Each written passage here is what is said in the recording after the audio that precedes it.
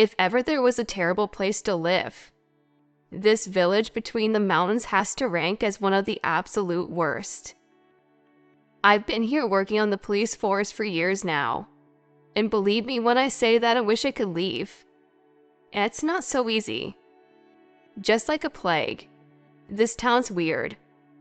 Rotten energy has to be contained, and it takes all of us to do so. And that's the only reason I'm saying anything, to keep everyone else away. I won't tell you the exact location of the town, but I'll tell you how to recognize that you found yourself near it. You'll be traveling in the mountains, through winding paths with lots of trees. There won't be a building for miles and your radio might not work so well. But at one point or another, you may hear a little crackle if you tune into a specific channel.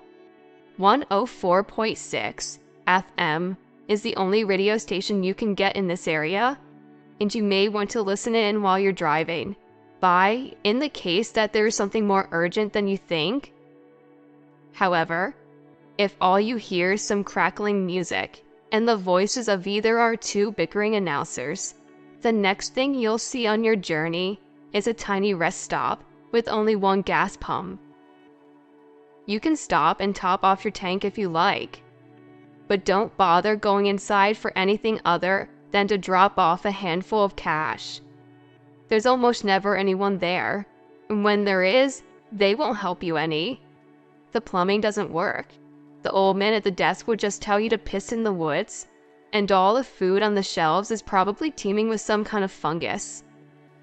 At this point, you'll want to get back in your car, make sure you have enough fuel for the trip, and go back in whichever direction you came from. I knew this area was bad news a long time ago, but it wasn't until recently that I started working forest duty that I knew just how much I hated it. Things just aren't normal out here. Everyone who considers themselves a local knows this, but they don't all know why. All they know for sure are these three things. 1. Going into the woods, no matter what time of day, is a bad idea. 2. When something weird happens, you learn to turn your head and don't ask questions. 3. Always listen for the emergency fog broadcast. By the time you see it with your own eyes, it'll be too late. What I'm going to say is going to sound like the ramblings of a madman, but I'm telling you exactly what was told to me when I joined the force. Where the old watchtower sits, at the point where the village ends and the mountainous forests begin, the tree line is a barrier between a vicious, feral world and our own. The forest is alive, like some sort of twisted miracle. Anything dead that touches its soil, the grass, or the bark of the trees all become part of a grotesque collection. It sounds like zombie apocalypse stories, but I assure you it's not. Nothing in there feeds off flesh or blood or anything like that. A colleague of mine once told me they just want to grow. Some have called us in hysterics to report animals lumbering towards them with mismatched human features and vice versa. Others have reported something more terrifying. I believe one of the emergency broadcasters at the watchtower, I think her name starts with an E, but the police chief calls her 28, saw this thing we all dread the most. It's old, but it's not some god or deity or ruler of the forest. It's simply the strongest, amassing more parts and more weight than any of the rest. Few have seen more than a giant antler through the trees or a glimpse of a long, thin claw, but we know it's out there. I'd like to tell you that we're looking for a way to bring it down before it collects even more, but for now, the most we can do is control the storm. If you haven't already guessed, our local radio station is more of a defense than a means of entertainment. I'll tell you my name if it means anything. It's Finn. Officer Finn. I'll leave it up to your imagination whether that's my first or my last name. Not long ago, I accompanied a fellow police officer on the search for a missing woman after her severed fingers were found at the watchtower outside the village. And that was the beginning of my experience with dreaded forest duty. Instead of boring you with all the details of countless unbelievable anecdotes, I'll give you a short rundown of the strangest cases myself and my colleagues have handled in the past few months alone. January. White male, mid-40s, called to tell us that his aging, senile mother was trying to coax animals from the woods into her home because she mistook them for her late husband. Upon a quick inspection of the old burial plot near the woods, her husband's remains had been dug up and still have not been recovered. The ground was still frozen, and no shovel marks were seen. February. Black female, 16 years old, called the police after saying a man with roots, where his face should have been, was trying to lure her into the woods. When asked what he said, she told us he didn't say anything. The roots took over his mouth, for I felt him asking me to follow. Oddly, her story lines up with the last 11 reports in the last 3 years, all of them from children and teens. March. White female, mid-20s, supposedly attempted suicide in a bathtub. After being resuscitated, she slurred something about her father's voice being stolen by a mountain lion. Later, when questioned, she denied remembering a single thing that she said and claimed she had never attempted to drown herself at all. Blood alcohol levels were suspiciously high. April. Hispanic male, 30 years old.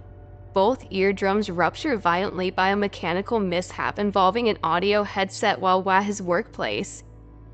While in recovery, an elderly woman called the police station from an anonymous number to simply say God gave him what he needed, deaf ears to better see his glory. Her identity is unknown. May. In the span of 1 week, 4 individuals went missing in the exact same location. Jennifer Cook, age 25, Pamela and Gordon Richmond, ages 48 and 52, Marcus Bain, age 27. The only evidence left behind were 4 of Jennifer's fingers, 1/2 of Mr. and Mrs. Richmond's corpses, and a box of old rotten groceries left on the ground where Marcus disappeared. None of his remains have been recovered, but as you can imagine, no one expects to find him alive. So I had said I was working on a case of a missing woman. That missing woman was Jennifer Cook. For the first few hours, we were looking for her in one piece, and after that, we started looking for her body instead. Unfortunately, it still hasn't been found, though it has been seen, which tells us that there's little hope in recovering her as she used to be. My fellow officer, whom I will call Nancy for the time being, was extraordinarily gung-ho when it came to uncovering Jennifer's whereabouts. She was new, even more fresh than I was, but had been transferred about over a decade of duty on the side of the state. I think this is the reason why she was so dedicated to it, considering this a murder case and not a recovery mission instead. She yet to really understand how little of this place follows the rules and what we consider normal. I always get lightheaded out here. I hate the mountains. I complained as we marched up through the tree-covered hills, a canine and an lurk walking in front of us. Right? Nancy agreed with me. Almost like you can tell if you're going up or down sometimes. It's no wonder people get lost out here and end up not finding their way back. She didn't know the half of it. Doesn't explain how Jennifer ended up shoved up in a tree though. Nancy had a heavy furrowed brow as she continued. She didn't need to show that kind of angry intimidation just to talk to me, but I started to work out that it might just be her face. I think it's weird. That's all. Out here, away from town, where we're told to encourage people to stay away, it's like someone's hiding something out here. What do you think they're hiding? I asked, genuinely curious. I don't know, Finn. She shrugged. eyes peering up to scan the trees around us. It was too silent. Not even a single bird chirp to be heard. But someone's out here killing people and no one seems to be interested in hunting them down. She had a hoarse, dry whisper as she narrowed her eyes, and I regret to admit that I almost laughed. I was reminded so much of the old sheriffs from Western movies, always ready to draw both pistols in preparation for some scoundrel sneaking up on them. I wasn't about to tell a fellow officer, especially not one with years more experience than I had, that she looked a little bit like Yosemite Sam. Oh motherfuck. We both heard of a medical personnel shout before we saw anything. Our canine perked up his ears, but didn't seem to sense a threat. Rather, we found ourselves pulled further into the bushes, where sets of footprints added to what appeared to already be pushed down path of flattened twigs and grass.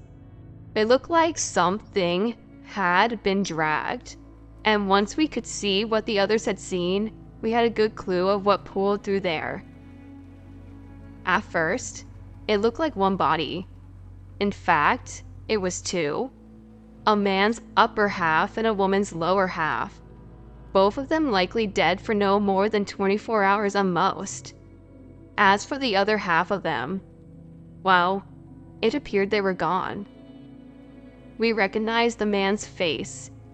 It was Gordon Richmond from town, and our only guess was that the other was his wife who had gone missing with him during a heavy bout of fog. These goddamn broadcast employees are not doing their job. Shit, where's the rest of them? I looked over at Nancy, who seemed bothered but not clearly as disturbed by the revelation as I was. Either the couple had been partially devoured or the forest was getting smart by splitting up pieces, making it harder for us to find them. Nancy shook her head in disgust. I told you, didn't I? Some sick fuck is out here just playing with us. Oh god, it reeks out here. One of the paramedics had to cover his face with a sleeve. It was pretty bad when someone who routinely worked with all the terrible smells the human body could create was sickened by standing 10 feet away from it. But I had to agree. From where I stood, the bodies smelled as if they had been rotting for weeks, covered in mold and stuffed with hot garbage that had been soaked in pig waste. It was that bad. We took photos of the scene, including shots of the surrounding area for any relevance of broken branches or additional evidence. Not far from the bodies, Nancy happened upon a cell phone sitting at the foot of a tree, and in the process we found another source of that terrible smell. The tree was dripping with what looked like sap against the dark colored bark, but we were so wrong about that. It was blood. Dark, thick blood practically rolled out of the tree from a hole in the bark center, as if it had been filled to capacity and was forming a puddle in the grass beneath. What the hell is that? She squinted at the tree, gloved hands holding the cell phone carefully before she inspected the screen. There's something wrong with the tree, but first, we've got another problem here. What's the problem? I asked, and she turned the cell phone towards me to show the last message on the screen. Missed calls from the same person, and it was a name we both recognized. Evelyn. That's right, that's what her name was. That was 28 up at the broadcast tower. We'd have to run the phone number later, but in a village of only a few hundred people, it wasn't difficult to make an assumption here. It was a problem, but not for the reason Nancy thought. You see, she was suspicious, almost immediately, that the radio employee had something to do with this. Seeing as the two working at the outpost had constant access to the surrounding forested area. Me, however, I was more worried that it meant our new broadcasters had been snooping around in the woods. We really could not afford to lose more after losing 27 already, even if those were a couple of incompetent slackers. Before we could continue the conversation of what to do with that information, I heard another sound of disgust from one of the paramedics. The two of them had been attempting to move the male's upper body onto a cloth hammock for transportation, but couldn't get him off the ground. Nancy and I abandoned the still bleeding tree to see what was holding him down. It was more unnerving and grotesque than we could have imagined. They managed to pull him 1.5 feet off the ground before dropping him onto his side, where we saw that his body was being invaded by roots underneath him. They were growing straight through his chest cavity, wrapping around all of his insides and keeping him stuck to the ground until a heavy tug jarred him partially loose. The smell that hit the air was almost too much for any of us, and I had to stagger away to keep from losing my breakfast. I felt my mouth water, but choked back the urge to vomit. It looks like something's growing through, one of the paramedics gagged, turning her back but unable to escape the smell. I covered my nose and mouth with my sleeve and crouched down. Happy that I was wearing gloves, I took a closer look. Nancy was right beside me.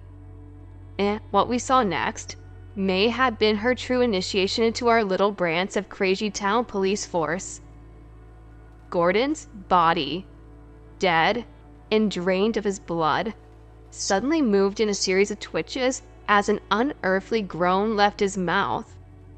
When he parted his lips, stretching his jaw wide, we could see the twists and curls of branches moving around inside of his throat. They were wiggling on the ground as well, as if inching further into his torso to take a tighter grip. All at once, the roots pulled onto him and jammed him back flat against the ground where he was before, sinking deeper into the soil as if planting him back in place. His eyes were opened and wide, white with blue veins pale on the surface, as he made one last agonizing croak. We would have thought his body was making some sort of automatic response, like the breath of some mortician's report from courses after releasing some gas from the lungs. Only, that didn't explain his next trick. He blinked his eyes and they rolled back forward, faded irises, moving from side to side before they focused directly on everyone, one at a time. He looked at me, then he looked at Nancy, and then, blam! Before Gordon's corpse could make another sound, Nancy had pulled out her gun from its holster and shot it straight between the eyes, point blank.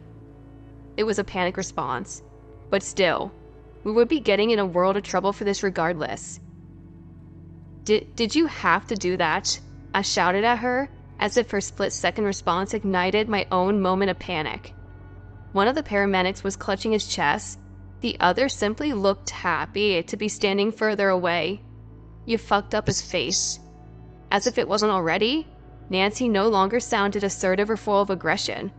She just sounded confused, scared, and trying to purr herself back together. What the hell did we just see? While she was catching her breath, probably trying to figure out what she had just seen with her own 2 eyes, I dug around for a pocket knife to pass to one of the paramedics. They were putting him in a sling, so they could be the ones to cut him out of the roots. I tried to distance myself while they did, in part because of the smell and in part because the roots screamed as they were cut. We were about to leave, taking our evidence back with a plan to have a few words with our broadcast worker who had shown up on Jennifer's abandoned cell phone. Before we had the chance, however, our canine suddenly began to make the most low, guttural growling noise I'd ever heard from him. I felt a tug on his leash and saw him pointing his nose towards a thick patch of trees and bushes, seemingly looking at nothing. All of the hair on his back bristled and he bared his teeth at the dark space underneath the pines. I swore, for a split second there, I might have heard something growl back. That, and the momentary glimmer of something shining between the sparsely visible spot between the branches. A pair of eyes. No, not a pair. A trio at least. The dog tucked his tail and backed up, and that's when we knew it was time for us to leave. I won't bother trying to speculate what our canine saw that we didn't see. The reason for that is, it could have been anything. In my time here, I've learned two very distinct things working on the Force. You never know what you might come across, and you'll never, ever be prepared for it. The case of Jennifer Cook is still open, or at least that's what we're telling her family for now. As far as we're concerned, she's been added to the endless list of anomalies in the forest that will have to be contained. In the meantime, I've been trying to get a hold of that guy up in the radio tower, Dan, whatever his last name is. They'll need someone to take over their supply deliveries. As you can imagine, none of the teens working at the local grocery store are stupid enough to volunteer. If Dan won't come outside to get their shit, Nancy and I may be pulling straws to see who gets put as long-term forest duty. All I can say for now is that this place is unnatural. It's a massive impossible things made possible. None of the things we'd like to see. It's a nightmare on the worst days and radiates unease on its best. So if you're driving by on a mountain pass, looking for something to listen to, and you catch the crackling of 104.6, I suggest you don't go any further. We don't need the woods to grow anymore.